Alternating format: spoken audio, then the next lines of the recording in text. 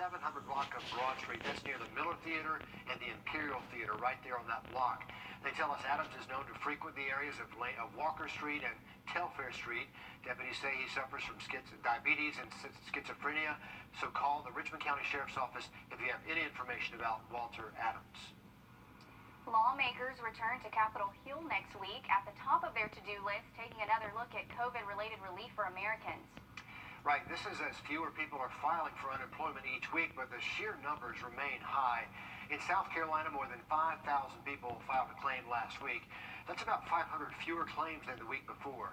Over the last 6 months, more than 730,000 South Carolinians have filed for those benefits.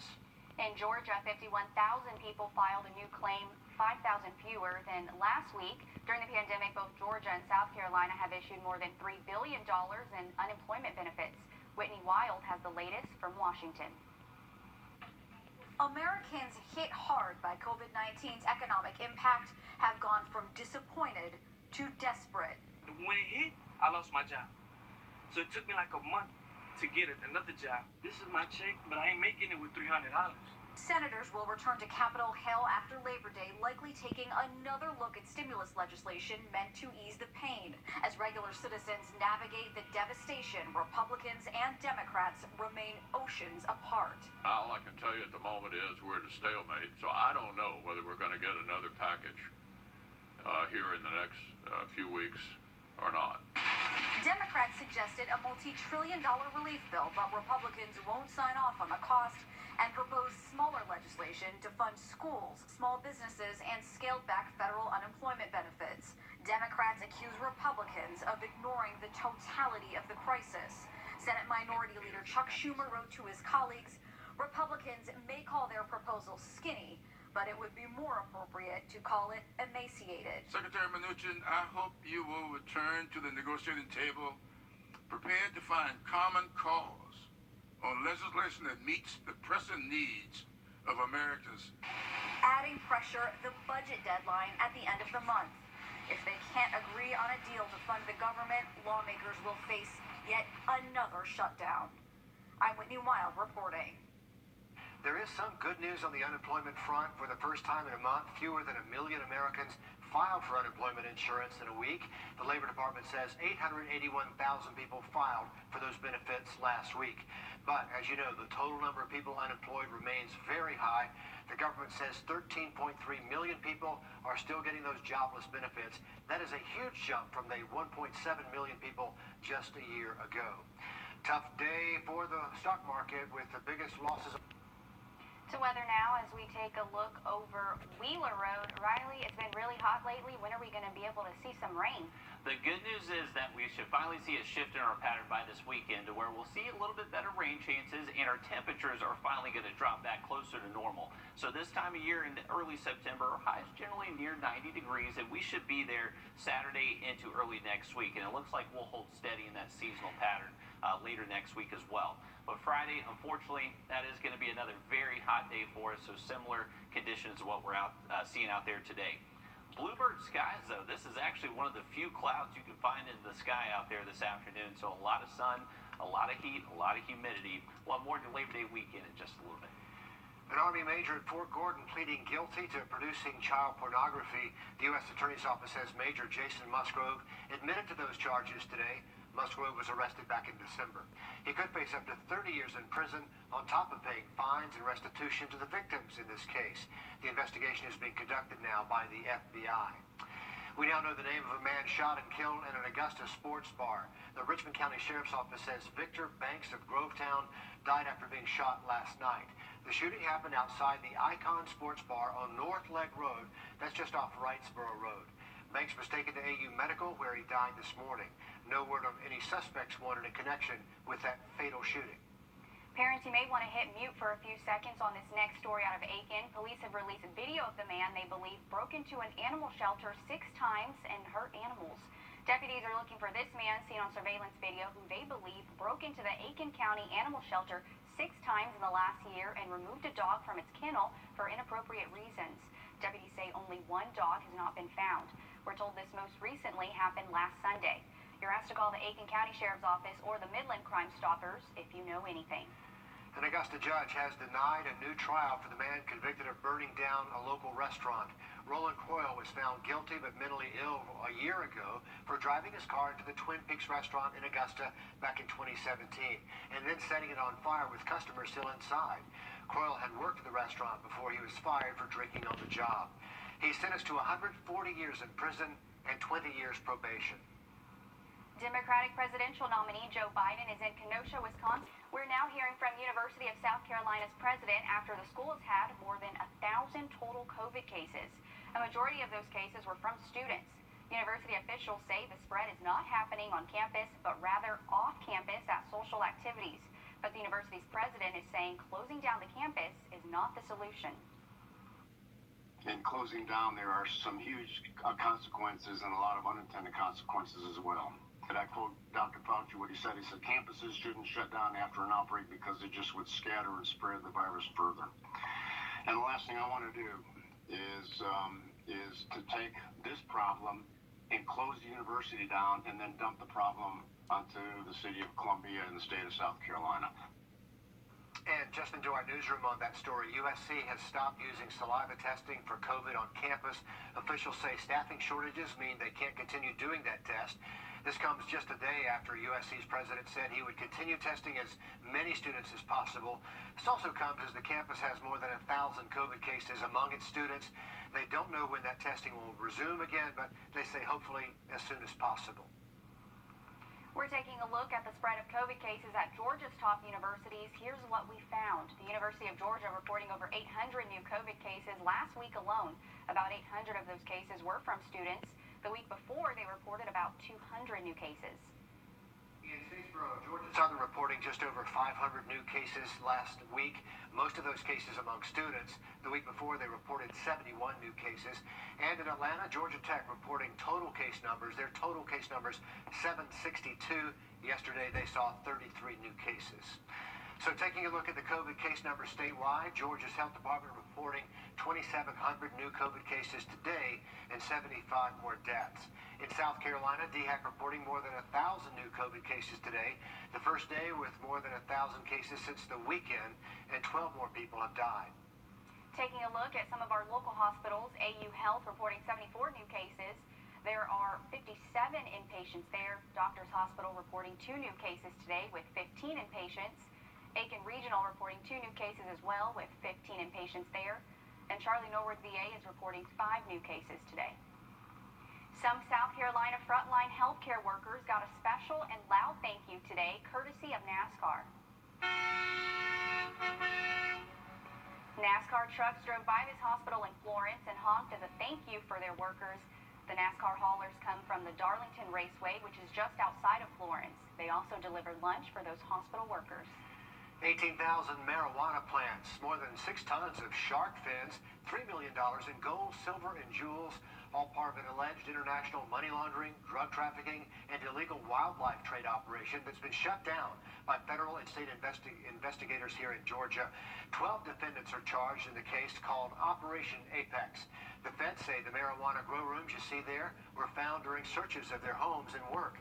A DEA spokesperson says the details of all this read more like a movie script. He says they smuggle close to 2,000 pounds of cocaine inside frozen sharks. And you heard that right. It's called shark finning, where people cut a shark fin and then throw the injured shark back in the ocean to die. Fish and Wildlife Law Enforcement Division set up an undercover seafood business in Georgia, and the case is now being prosecuted in Savannah. Social justice statements will be seen in NFL end zone this season. Commissioner Wrdw says the phrases will include "it takes all of us" and "end racism."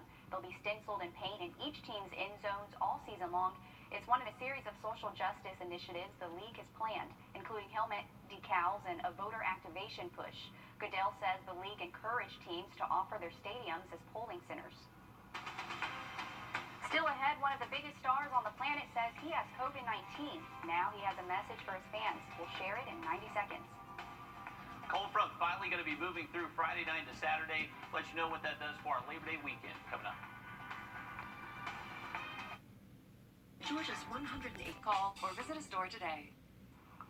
Dwayne Johnson, one of the biggest stars on the planet, says he and his family have tested positive for coronavirus. Right, the action star took to Instagram last night to break the news.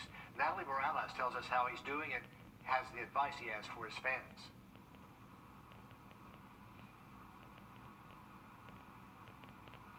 Hang on there, I think it's coming. This is the big build-up to the story. We're trying to get it, I understand, so hopefully we'll hear from that. But Dwayne Johnson kind of shocking a lot of people going on Instagram with the news. Meanwhile, it's a beautiful day outside. Riley, we're looking at the Calhoun Expressway there.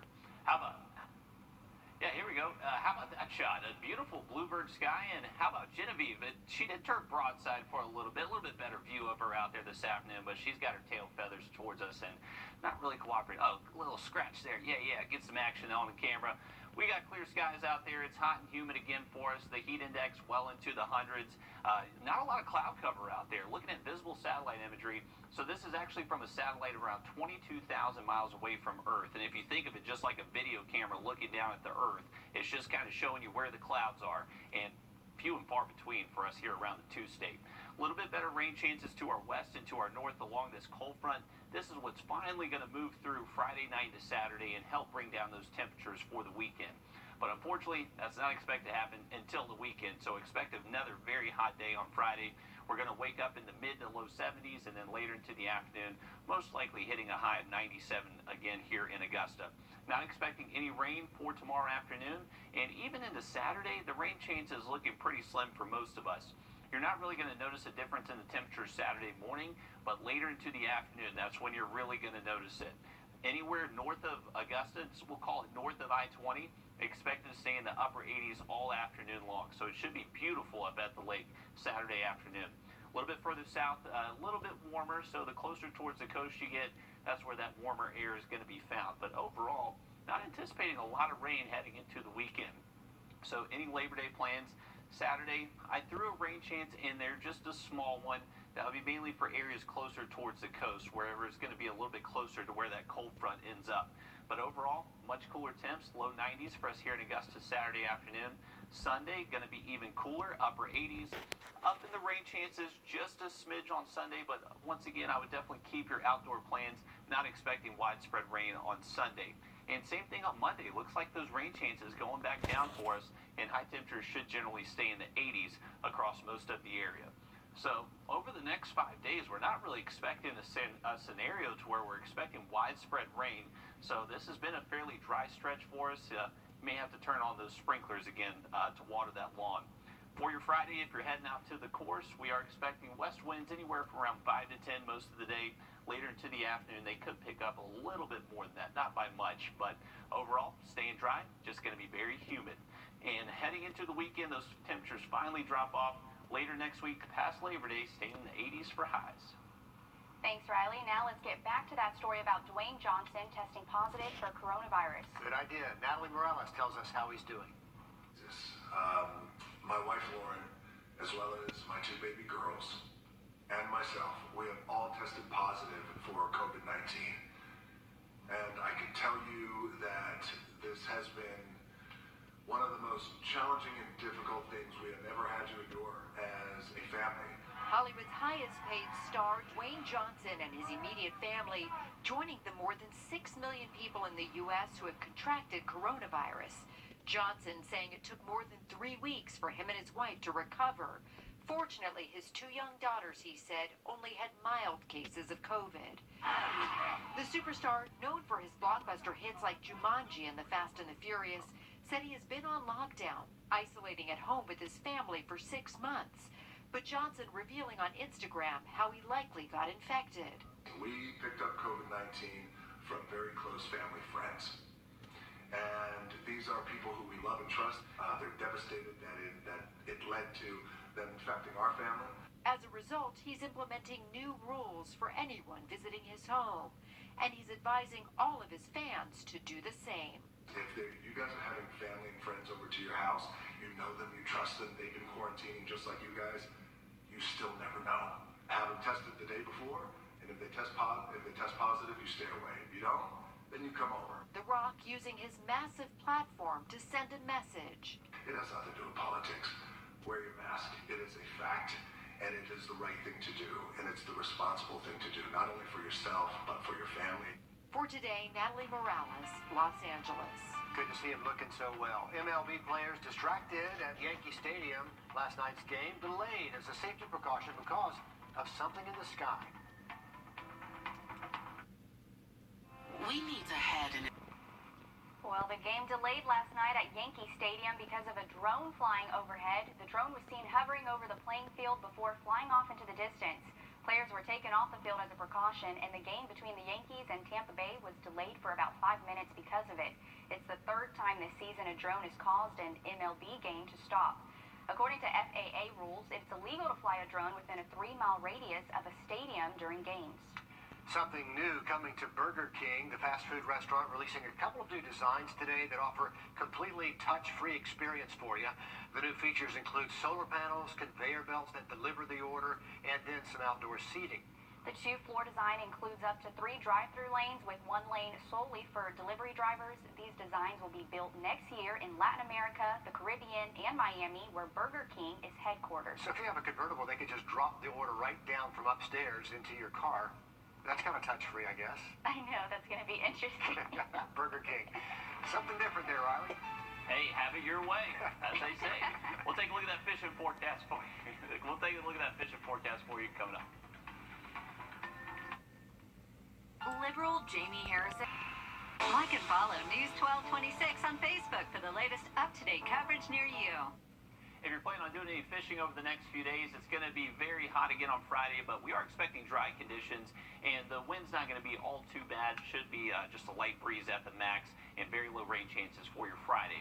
Heading into the weekend, a little bit different, not by much. It's definitely going to be cooler. It's better fishing weather by this weekend, and rain chances looking pretty slim. I'd still go out there, catch a big one. Good luck doing it, Riley. That's going to wrap it up for News 12 at 5:30. News 12 at 6 o'clock. Starts in 3 minutes. We'll see you then.